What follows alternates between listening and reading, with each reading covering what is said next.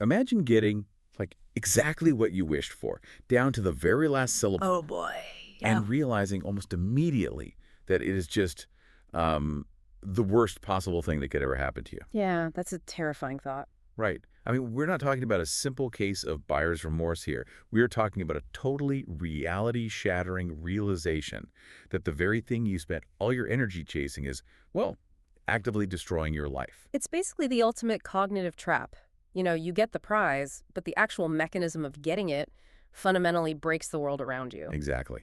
And that is the exact nightmare we're looking at today. It's a dark one. It really is. The Cost of a Wish, a review obsession. Yeah, it's a great piece of analysis. It is. And the mission here is to explore how a, deceptively simple supernatural thriller takes that classic wish-granting trope and just uses it as a scalpel. Very sharp scalpel. Seriously.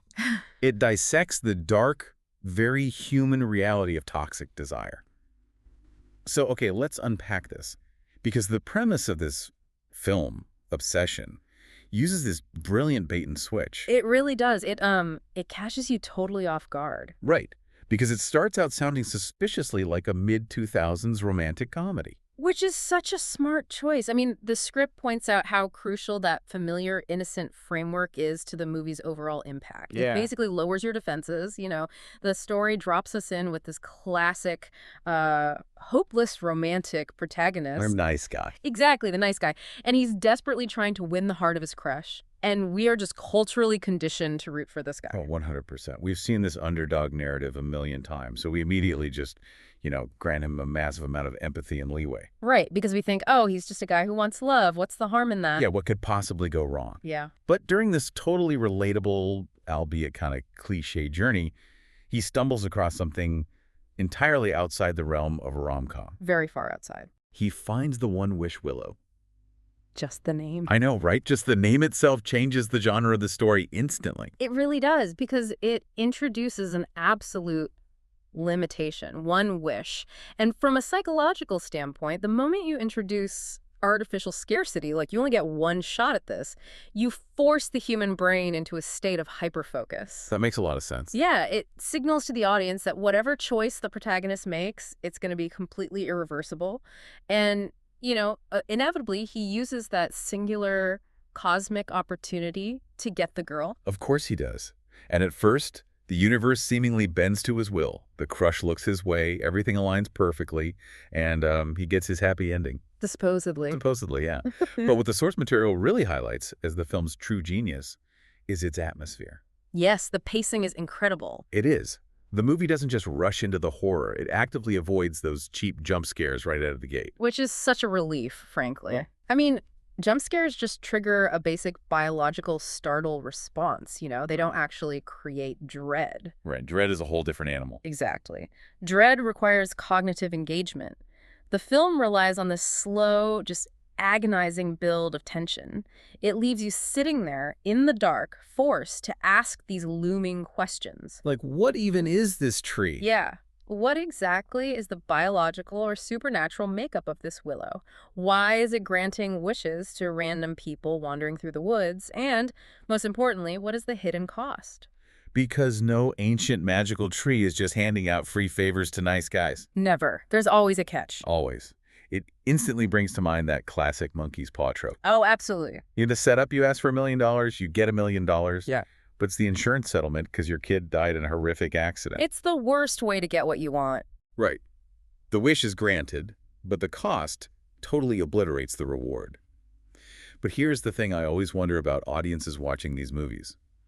Why do we as an audience always think this time the protagonist's wish won't have a terrible catch? It's a great point. We always think they'll beat the system. Yeah. We watch him make the wish, and there's always that tiny part of our brain thinking, well, maybe he phrased it well enough to get away with it. What's fascinating here is how the source material addresses that exact phenomenon. The supernatural elements in Obsession are grounded entirely in human nature. Okay, how so? Well, the reason we think he might get away with it is because we completely understand his desperation. I mean, if you've ever wanted something so badly, a promotion, a relationship, a really specific outcome, that feeling of your peripheral vision just shutting down. Oh, totally. You just get tunnel vision. Exactly. You don't see the red flags. You ignore the potential consequences because the desire itself becomes your entire reality. You just put on blinders. The goal is literally the only thing that exists in your world. Right. And by making the protagonist's desperation so incredibly grounded, the supernatural setup of the willow stops feeling like a cheap plot device. It feels earned. Yeah, exactly. The tree isn't just a monster lurking in the woods. It is a literal mirror reflecting the protagonist's own reckless, unchecked desire. Wow. See, if the willow is just a mirror, then the scariest part of the movie isn't the magic at all. Not at all. It's the realization of what this guy's actually willing to do to get his way. Hmm. And that brings us to where the movie shifts gears completely. The big pivot. Yeah. The review states that Obsession really excels at exploring how desire turns toxic. It asks two huge questions. How far would you go to get what you want? And then what happens when you actually get it? It takes that super relatable human flaw, the tunnel vision of goal pursuit, and pushes it to its most extreme, just grotesque, logical conclusion. And a tonal shift is what sounds so compelling about it. The source material describes this slow slide from that light rom-com feel into something that is just deeply unsettling. It's like watching a train wreck in slow motion. Right.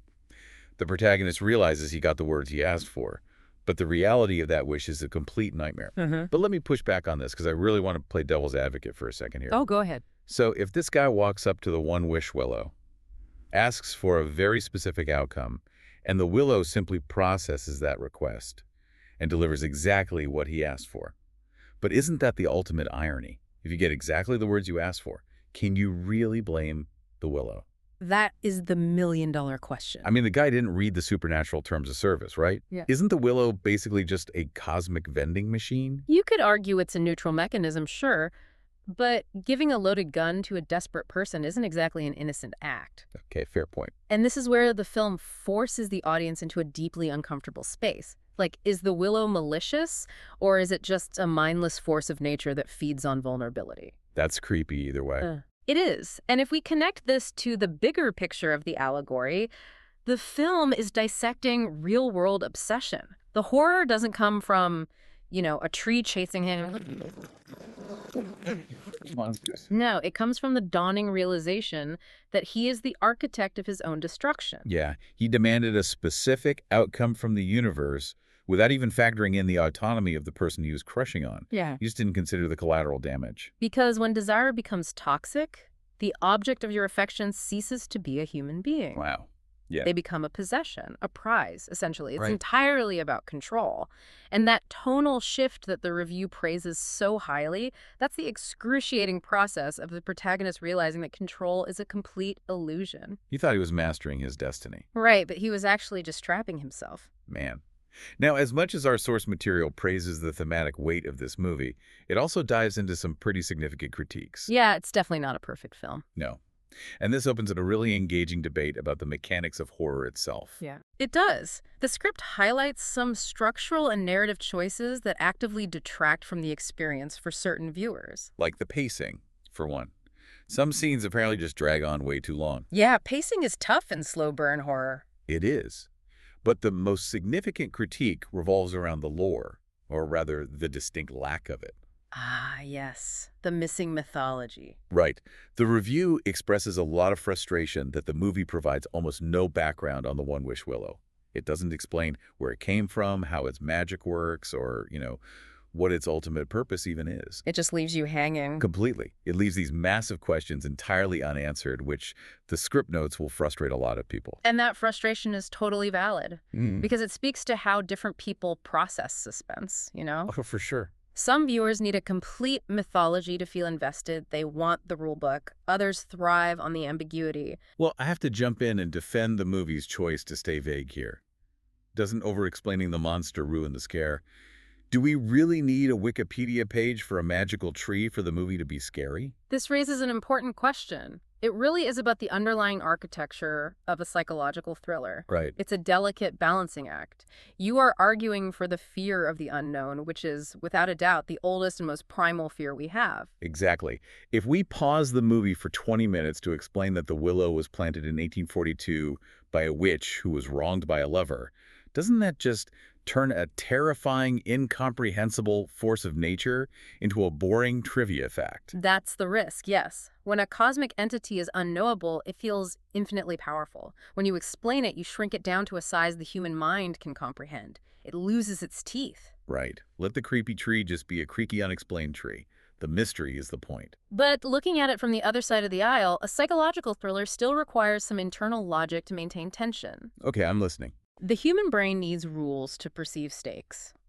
If the audience doesn't understand the basic parameters of the willow's power, the narrative starts to feel completely arbitrary.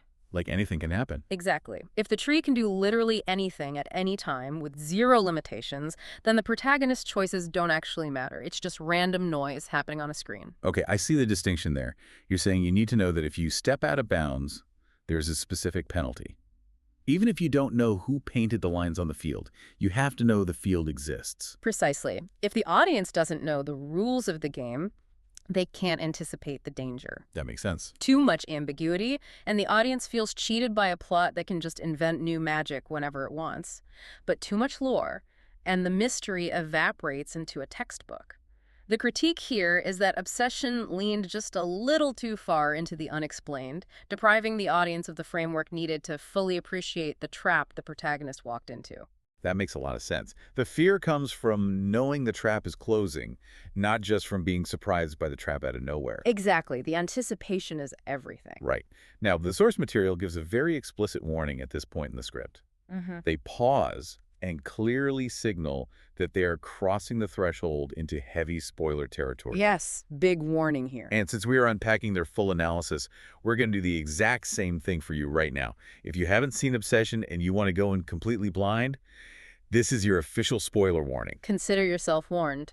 We are diving into the ultimate cost of the wish and how the movie ends. And the ending is really where the thematic thesis of the movie comes crashing down on the viewer.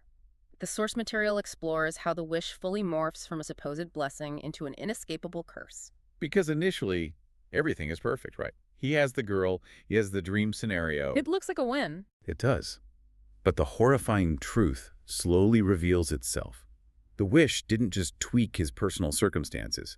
To grant his highly specific request, the Willow had to actively manipulate reality itself. What's the kicker? It altered the lives of everyone around him, it changed fundamental relationships, and tore at the very fabric of his world just to force this one unnatural outcome into existence. It's a brilliant escalation, honestly. It moves the horror from a personal mistake to a universal catastrophe. It's really huge. Yeah, he didn't just bend the rules of his own life. He broke the reality of everyone he interacts with.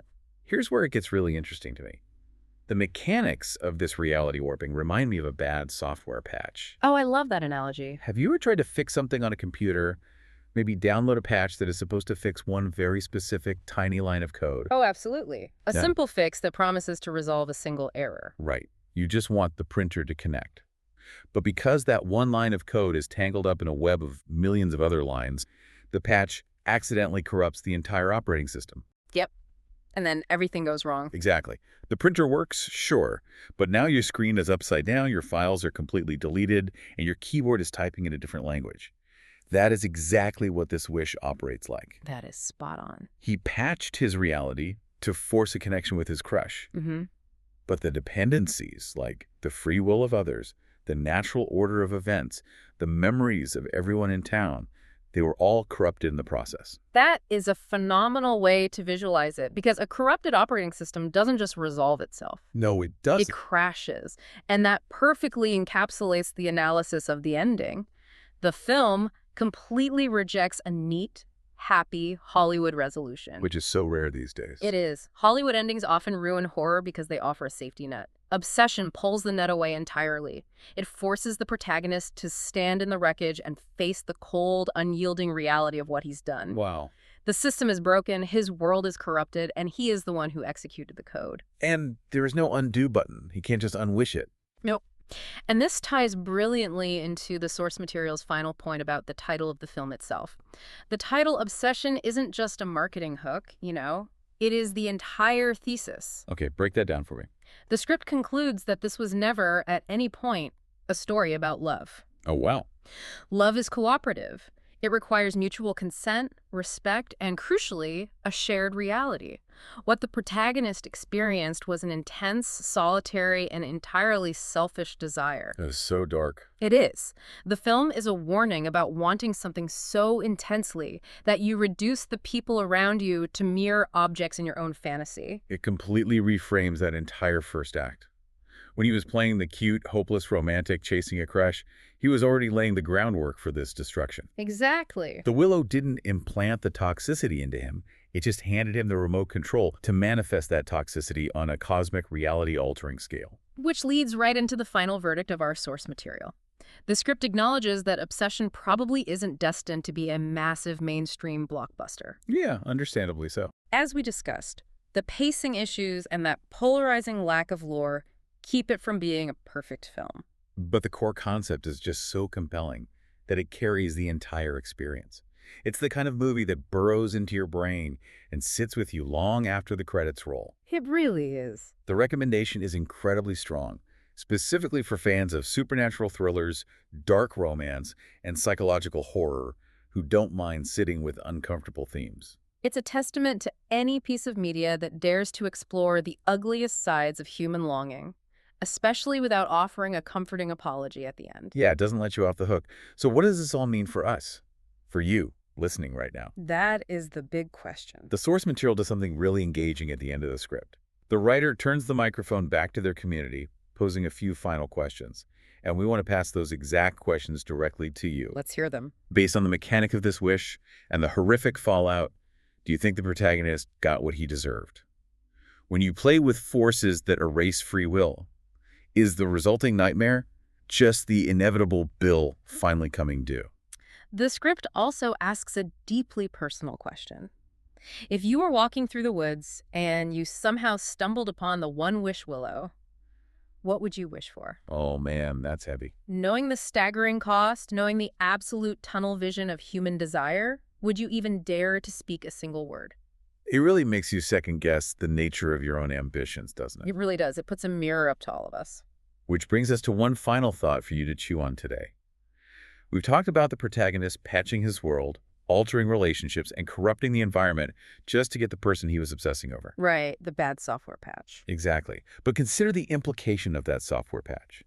If a wish requires reality to warp that drastically, if it requires the universe to overwrite the free will and the genuine emotions of the lives around you just so your specific desire can come true, is the reality you end up in even real? Or have you just wished yourself into a solitary confinement of your own making, surrounded by programmed ghosts? That is chilling. You might have everything you ever asked for, but you are the only real person left in the room. The ultimate lonely victory. Next time you find yourself wishing for a shortcut, remember the Willow. Thanks for taking this deep dive with us today. Keep questioning the things you want, and we'll catch you next time.